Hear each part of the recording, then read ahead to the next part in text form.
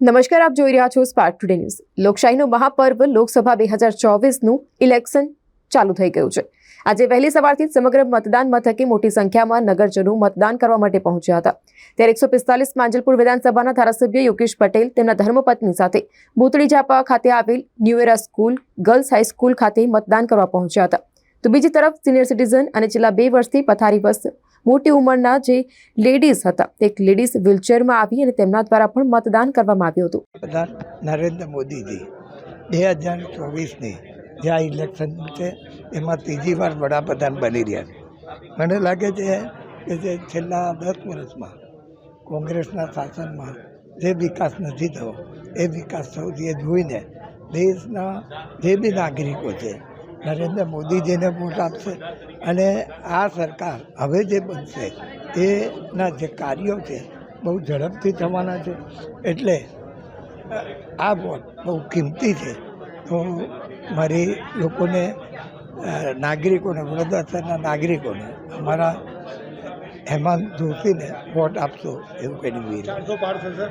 દેશના આપણે કેન્દ્રના ભાજપાએ જે વાત બહાર પાડી છે, વાત કહી છે કે 400 ને પાર, એટલે 400 સીટો આવશે ને કોઈ 2 મળે। हाँ, वोट करवा आया करे लीधो वोट।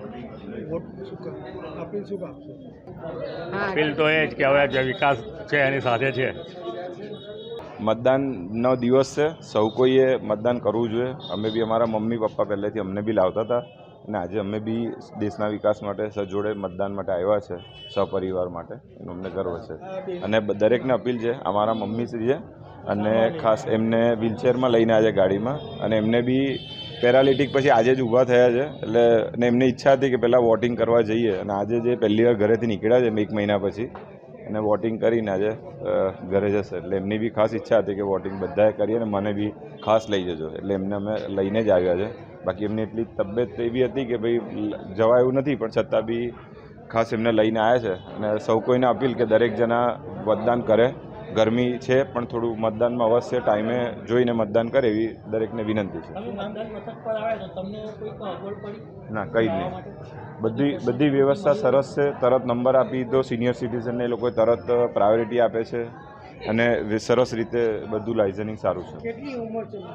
મમ્મીની ઉંમર 65 છે, 65 વર્ષ।